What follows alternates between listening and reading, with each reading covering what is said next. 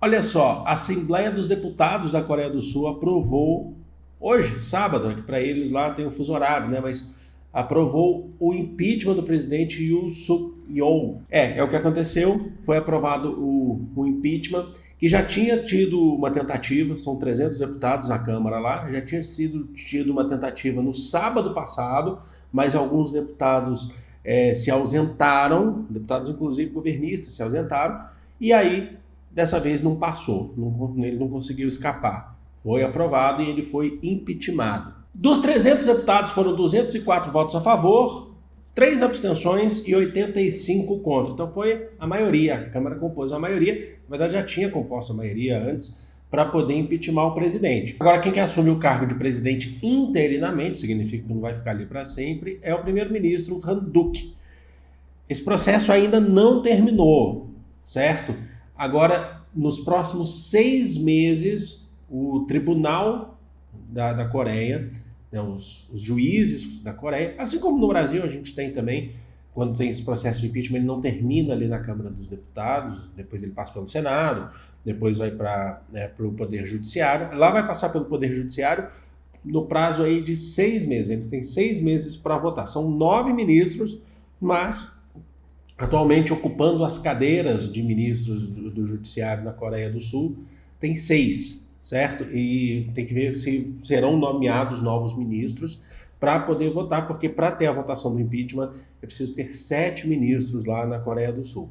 Bom, passados esses 6 meses, acontecendo isso, sendo aprovado o impeachment no Poder Judiciário da Coreia do Sul, e aí o país, a Coreia do Sul, tem cerca de 60 dias para iniciar um processo eleitoral, fazer um novo processo eleitoral e, enfim, eleger um novo presidente. O Yoon Suk-yeol, ele é do PPP. O que é isso? É o Partido do Poder Popular na Coreia do Sul.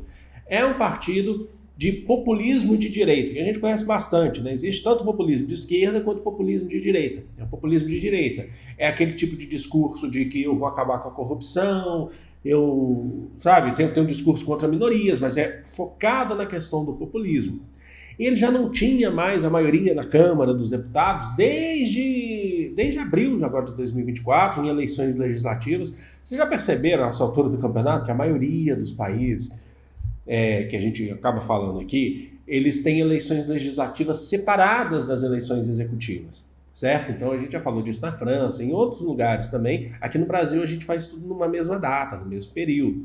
Não. Então você tem as eleições legislativas separadas. E desde abril, o PPP, que é o Partido do Poder Popular, que é do ex-presidente, ele já não era a maioria assim esmagadora, assim, não era mais. Quem que estava lá com a maioria esmagadora da Câmara dos Deputados é um partido de oposição mais centrista e também neoliberal, que é o Partido Democrata da Coreia do Sul. Ele já era a maioria esmagadora.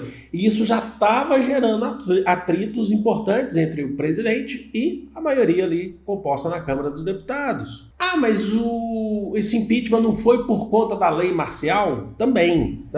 Acho que é um ponto, isso acelerou o processo. Deixa eu explicar para vocês. Isso acho que na semana passada a gente tinha feito um vídeo aqui falando sobre, semana passada ou retrasada, né?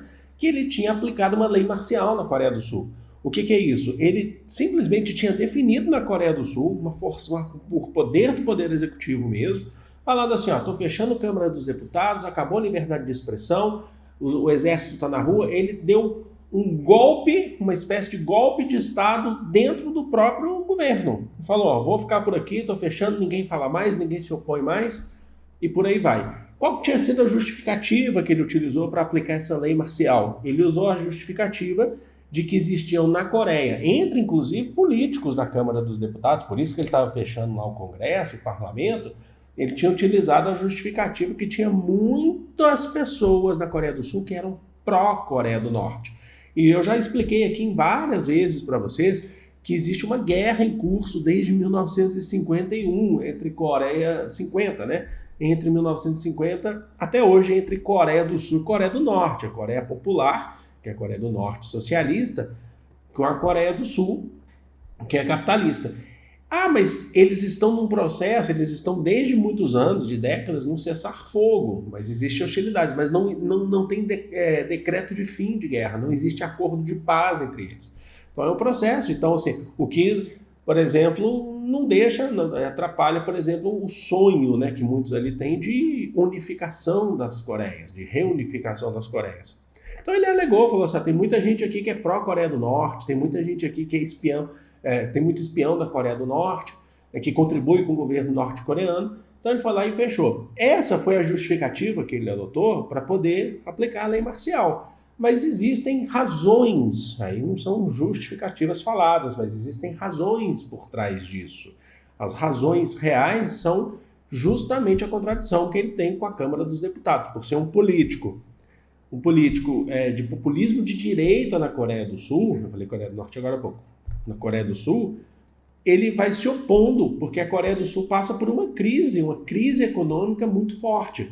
Inclusive, a Coreia do Sul tem muita desigualdade social. Você não precisa ir muito longe, não. Eu já falei para vocês aqui, inclusive, que eu sou dorameiro. Nos doramas você consegue ver isso. Não que o dorama seja a realidade nua e crua, mas assim, muitos doramas não escondem isso. Assim como tem desigualdade em tudo quanto é país por aí, que às vezes a gente não vê, porque às vezes a gente vê só alguma coisa que só mostra o lado bom, certo? Mas tem muita desigualdade e tem uma crise econômica muito forte na Coreia do Sul também. Então o que ele fez? A tentativa de entrar, por exemplo, no governo, quando ele entrou no governo, era aprovar um orçamento para a Coreia do Sul, um orçamento que fosse resolver a crise econômica que eles passam lá, a crise social, econômica que passam, só que a Câmara dos Deputados, compondo uma maioria que é opositora ao presidente, agora o ex-presidente, ela queria que os cortes de gastos fossem maiores. Fosse, isso aí não vai resolver o problema da crise. Então eles queriam que os cortes de gastos fossem em bilhões. Fossem, se eu não me engano, 17 bilhões, equivalente a 17 bilhões de reais. E aí a Câmara dos Deputados pegou e falou assim, a gente só aceita, só aprova, porque assim, a gente é maioria, a gente só aprova corte de gastos se for do jeito que a gente está querendo. Então entrou em contradição. Falou, não, aí não dá, porque ele queria um outro modelo de corte de gastos. Então, entraram em contradição. Sem contar de que ele é investigado, a família dele é investigada. Eu falei isso aqui naquele vídeo também, sobre a esposa dele, que a esposa dele recebe presentes num valor acima do que é permitido na Coreia do Sul.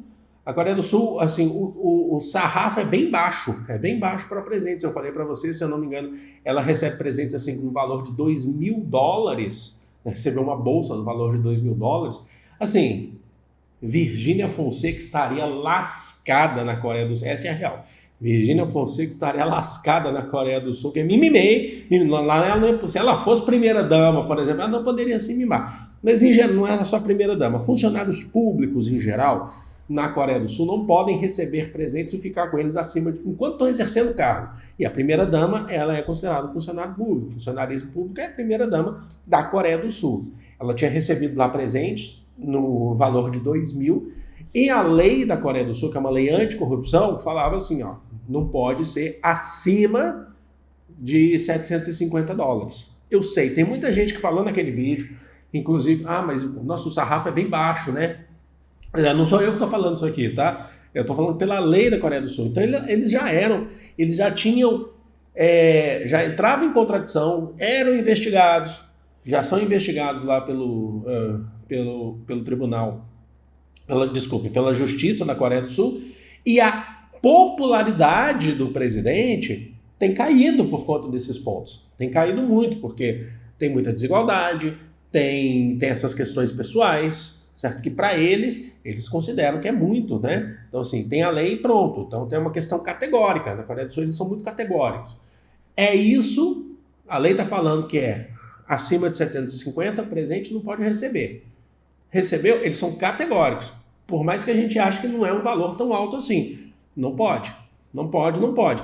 Então, você já estava tendo uma queda de popularidade. Pelo menos nas últimas semanas, por exemplo, 11%, que é muita coisa, da popularidade do presidente já tinha caído. Então, assim, era inevitável esse processo de impeachment. E aí, quando ele vai lá e faz, era inevitável, por exemplo, essa contradição, que ele não ia conseguir governar. E aí, quando ele vai lá e faz esse negócio de de decretar uma lei marcial, Ele está falando, eu estou querendo governar acima de qualquer opinião, eu estou querendo governar acima de qualquer pensamento contraditório, contrário à minha gestão. E aí ele utiliza a justificativa de pessoas pró-Coreia do Norte. Mas não colou, não colou. Agora ele caiu, ainda não definitivamente, porque eu falei para vocês que ele vai passar pelo tribunal, certo? Tribunal pela justiça coreana, mas certamente ele vai ser impeachmentado de vez. Ele já foi impeachmentado, certamente ele não vai voltar mais para o governo. Mas tá aí, mostrei para vocês. Acho que foi um vídeo bem claro, bem didático, bem organizado aqui para vocês. E é isso, deixa aqui nos comentários o que vocês acham. Eu sei, vocês acham que esse valor de $750 é muito baixo.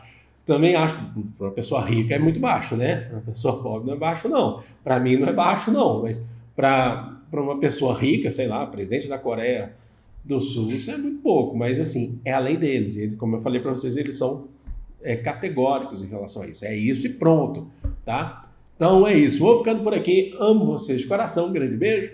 Fui!